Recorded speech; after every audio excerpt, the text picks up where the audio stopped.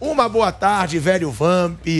Boa tarde, Bruno Prado, Mauro Betti. Bom dia. Mauro César, você que tá inspirado hoje. Nada. Tá inspirado com a atuação do Rodinei? Ele tava inspirado no Rodinei. Eu tô num dia normal. Agora... E o Rodinei estava também no dia normal. Tava num dia normal. Infelizmente, É verdade. Agora, velho Vamp, se eu gosto de descobrir seus sentimentos, hoje você tá confiante, hoje você tá esperançoso, porque foi uma semana A cara dele não tá. Foi uma semana de eliminar Boca Juniors. Jovem Pan é da hora, começa segunda-feira bem. Foi uma semana de eliminar Boca Cadê Juniors seu uniforme? e ganhar do Flamengo no Clássico dos Milhões. Cadê seu uniforme, Thiago o Asmar? azul, ele... A gente vai ter uma camisa de malha dessa da Jovem Pan. E aí eu vou usar todo dia Eu tenho no carro, se quiser a camisa emprestar. da Jovem Pan. Eu posso usar aquela? Claro Boa que você tarde. pode usar. Boa tarde, Mauro, Bruno, Tarde, boa tarde a todos. Uma semana muito boa pro Corinthians, né? Uma semana de Campeonato Brasileiro, onde ganhou do Flamengo, que não ganhava fazia tempo, né? Fazia muito tempo. Igualou até o número de vitórias dentro da arena. São 4 vitórias do Corinthians, 4 do Flamengo, se não me engano, 3 empates. Eram 9 jogos, Vamp. Nos últimos 9 Não, jogos... mas eu tô falando no geral, Não, dentro não, da sei arena. que você falou que fazia vitórias, tempo. impressionante. Nos últimos 9 jogos eram 8 vitórias do Flamengo e um empate. Um empate, né? E veio de uma eliminação, né? Nos pênaltis ali, eliminando o Boca. Quer dizer, uma semana muito boa para 2 gigantes da América, né? Os 2 clubes que têm mais torcedores na América do Sul, né? Tanto o Boca como o Flamengo. Quer dizer, sem estar todos os jogadores principais, chegando reforços aí, né? Yuri Alberto, Balbuena. Quer dizer, cola no líder, um ponto atrás desse líder, que vai ter que ir Itaquera no segundo turno também, né? Faltam 3 rodadas para terminar o primeiro turno. Quer dizer, o Vitor Pereira expulso merecidamente também. Eu achei também que não foi pênalti.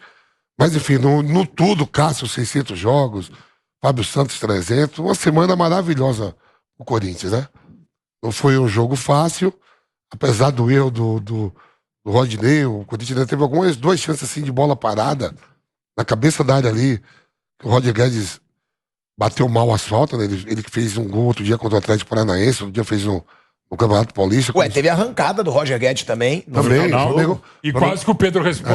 Também tem isso, quer dizer, muito bom. E tudo, a rodada em si, foi muito bom pro Corinthians. Porque o Palmeiras não ganhou, o Atlético Mineiro empatou, e o Corinthians ali se manteve ali entre a primeira colocada. Tudo maravilhoso pro Corinthians e pra você. Pelo jeito a noite foi boa, você tá rouquinho.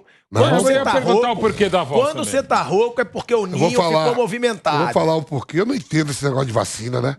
Eu tô bem, não tenho nada e vou me vacinar. Tomar vacina da gripe. Não vai pra esse assunto. Não. Ah, é a da gripe. Então tá. Então Eu tomei a pode falar. 4ª dose e a Mas da gripe. também é ótima. A da gripe, os caras falam, o braço tá inchado, viu? Aí você- Os 2 braços. Não só o braço tá inchado, viu, Vamp? Não, mas inchou mais. Aí você- Parecendo o Hulk. Em homenagem ao Hulk e ao Ô, Daronco. Mauro, eu tenho uma tatuagem aqui que era um... Eu botei um gato, agora ele tá um tigre. Olha só. Tá bom, esquecendo o tigre do Vampeta, vamos falar sobre Mauro César, que hoje está um leão. Porque hoje... de maneira alguma, não tá um exagera. leão. Hoje você tá um Tô leão. calmíssimo. Falando no gatinho do braço do Vampeta, hoje você tá um leão. Programa animal hoje, hein? O Rodinei, quando o Rodinei fez o gol contra, na hora eu mandei mensagem pra ele. Eu falei, olha aí, ó, só penso em você nesse momento. E o que eu te respondi? Eu vou pegar, Tem como responder neste horário? ó, cara, Claro que não é sim. preciso entender muito de futebol pra perceber algo tão óbvio.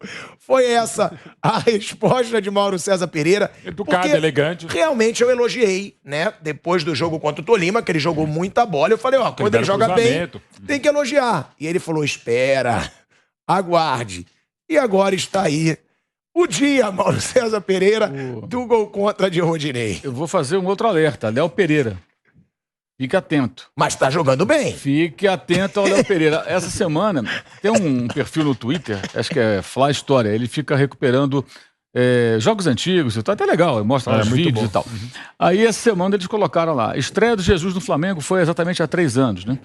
Atlético Paranaense 1, Flamengo 1, Copa do Brasil em Curitiba. Primeiro gol do jogo, Léo Pereira. Quem marcava, entre aspas, Léo Pereira? Rodinei. O jogo foi 1-1. Empate. Gol de Gabriel Barbosa, o Gabigol. Quem marcava, entre aspas, o Gabigol? o Léo Pereira. Os dois falharam. Primeiro jogo do Jesus, é incrível. Os dois falharam, um para cada lado, né? Anima o jogo. Um ainda fez um gol.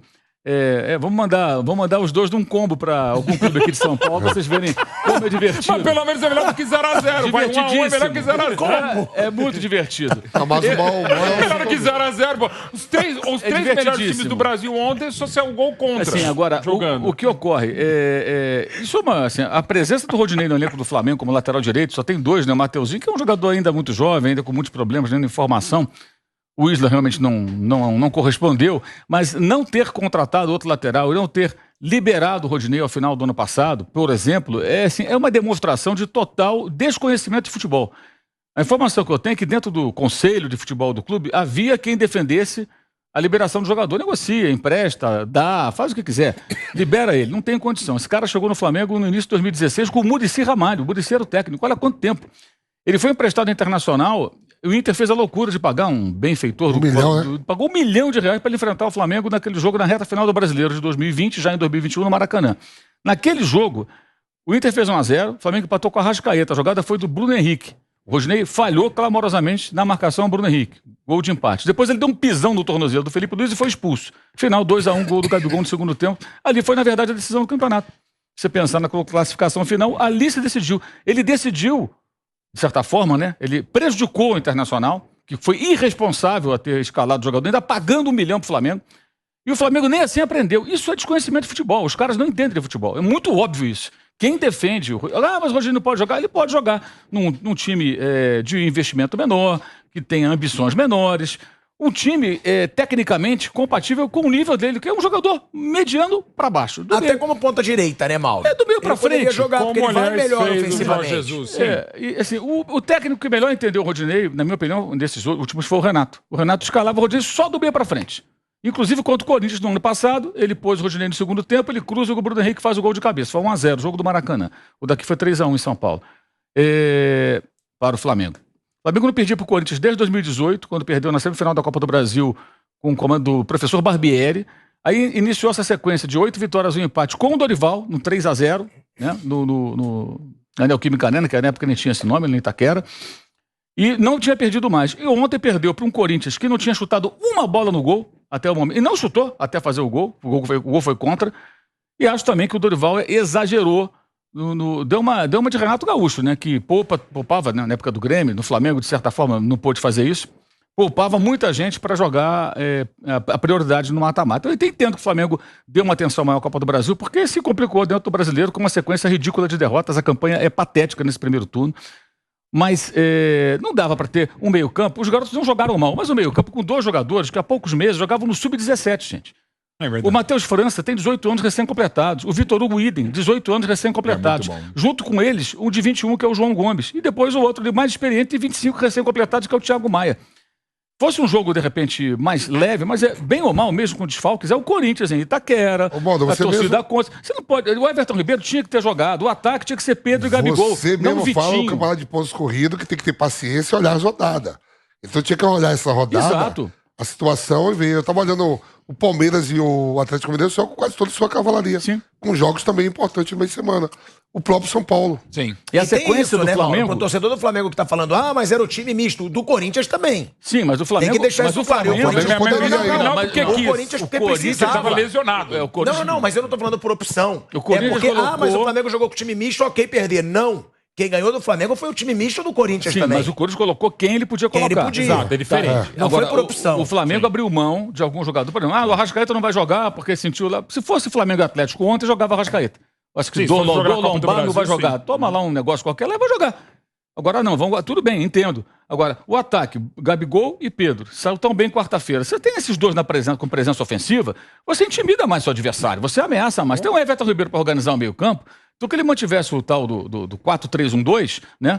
Com Os dois atacantes bem motivados. Mas tem 2 atacantes ali motivados. Você tem o Everton Ribeiro organizando, de repente não, o Matheus França, uma opção para entrar durante o jogo. Aí o Vitor Hugo, tendo o Everton Ribeiro, o Thiago Maia e o João Gomes, é um cenário. Agora o Vitor Hugo e o Matheus França, e mais o Vitinho na frente, embora tenha chutado aquela bola na defesa do Cássio, que foi na trave depois, aí você dá muito mole pro azar, né? O Flamengo não jogou nem uma partida ruim. Agora, na hora que fez o gol contra, dali pra frente, o Corinthians se fechou, defendeu. Aí o Corinthians teve chance, porque à medida que o Flamengo vai se lançando no ataque, os espaços vão aparecendo.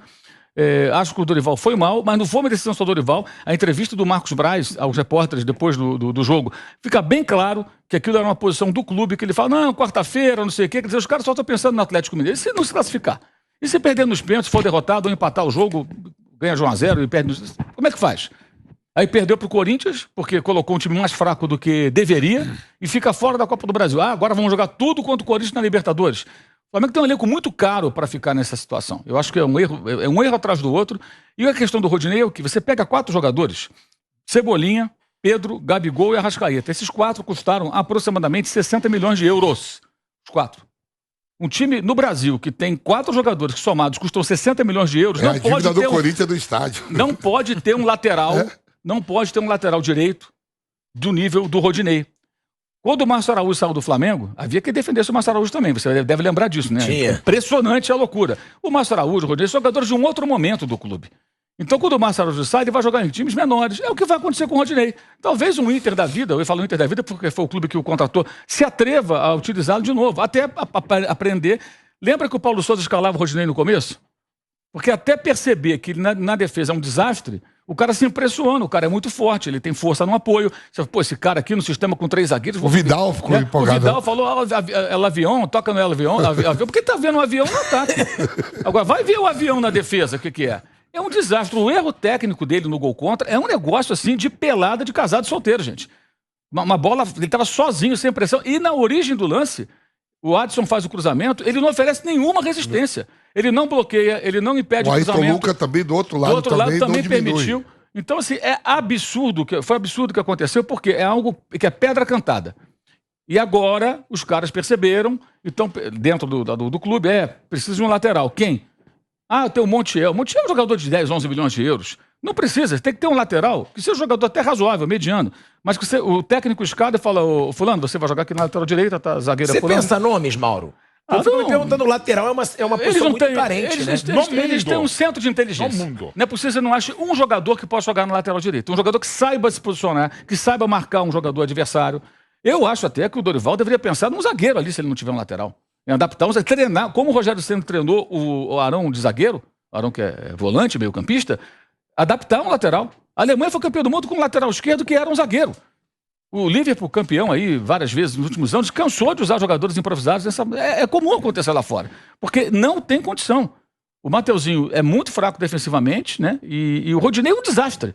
É um desastre. Agora o Flamengo quer ganhar títulos tendo o Rodinei de lateral. Não vai dar, não vai funcionar, é bem óbvio. E isso tudo está na conta de quem o manteve lá. Está na conta do Marcos Braz, do Landim, do Spindler, do Conselho de Futebol, dos gerentes lá de banco, de banco não, de clube, né? Que parece banco, né? Vários gerentes, dessa turma toda. O senhor Noval, por exemplo, da transição. Alguém perguntou para ele se não tem um lateral na base que consiga jogar ali, marcando? Porque tem um menino lá, como é que é o nome dele? Esqueci o lateralzinho direito, o Elton. Apoia muito no marca, então tem um problema na base, o time não consegue formar um lateral. Foi vergonhoso. Achei vergonhoso e uma oportunidade de ganhar mais uma vez o Corinthians, porque o Corinthians não jogou nada até então. A atuação do Corinthians achei extremamente comum, acho que está sendo superestimada por muita gente, não chutou uma bola no gol até ser brindado com o gol contra. O Cássio foi o melhor em campo, inclusive eleito até pela votação lá da transmissão da televisão, e de fato fez a defesa do jogo. O Santos praticamente não trabalhou. Achei que a atuação do Corinthians foi uma atuação pragmática e muito comum. Contra o Flamengo, muito juvenil ali no meio campo, mas que tem ali um araquiri, que é um araquiri de sempre, que é ter o Rodinei na defesa, né? E provavelmente vai continuar jogando.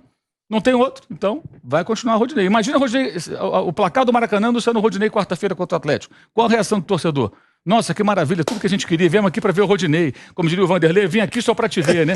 Rodinei, pelo amor de Deus, né, cara? Ninguém aguenta. Mas não é explicável a situação do Corinthians, porque ele tá com um time misto. E ele tem casa, contra o Flamengo, com um meio campo de sub-17 praticamente. Que é tido como um elenco bem mais forte que o dele. Com 2 garotos sub-17 do meio campo, venceu o jogo. Agora, achar que essa atuação é uma atuação que mereça tantos elogios que eu tô vendo, eu acho demais. Venceu o jogo, ok. Agora, achei a atuação absolutamente. Mas eu acho que a semana do Corinthians foi semana maravilhosa pegando o jogo da bola. Mas a bola jogada não. A bola, então, tem que celebrar o Corinthians, claro. Eliminar o Boca na Bomboneira Libertadores, maravilhoso com tantos desfalques. Do jeito que foi, né? Não tenha dúvida. Vencer, sem chutar gol, mas também compreensível. E venceu o Corinthians ontem o Corinthians venceu ontem com um gol contra bizarro e bizonho. Quem quer que fosse, não é por acaso, mas enfim, é uma jogada horrorosa. Agora, e aí eu pego um pouquinho além, de novo, uma questão. É muito jogo para pouco futebol no Brasil. Ontem, se você pegar os 3 primeiros times do Campeonato Brasileiro, Palmeiras, Atlético Mineiro e Corinthians, o Atlético Mineiro e São Paulo não foi um grande jogo. Fortaleza e Palmeiras não foi um grande jogo. Corinthians e Flamengo não foi um grande jogo. Pouquíssimas chances criadas. Eu sei que as equipes desgastadas, as equipes desfalcadas, e o desgaste é uma questão estrutural. As equipes entram em campo. O único planejamento que não se tem ao se fazer as tabelas dos campeonatos, as equipes têm em campo. Que começa a tirar o pé, não, porque quarta-feira tem Copa do Brasil, porque tem Libertadores, tem viagem, tem a volta. O Palmeiras ontem poderia talvez tomar um gol, poderia fazer nos 5 minutos que restavam, mais ou menos em Fortaleza. Jogou o máximo titular possível dentro da necessidade e a questão do Veiga que está voltando. E assim, o Palmeiras queria o quanto antes definir a situação, porque precisava pegar o voo às 10 da noite. E hoje, por exemplo, o treinamento não teve pela manhã por conta de todo o desgaste. Então, assim, não tá legal o nível do futebol. O Corinthians, maravilhoso, histórica eliminação do Boca na Bomboneira. Ótima vitória ontem até pelo tabu que tinha. Mas o futebol jogado, muito pouco.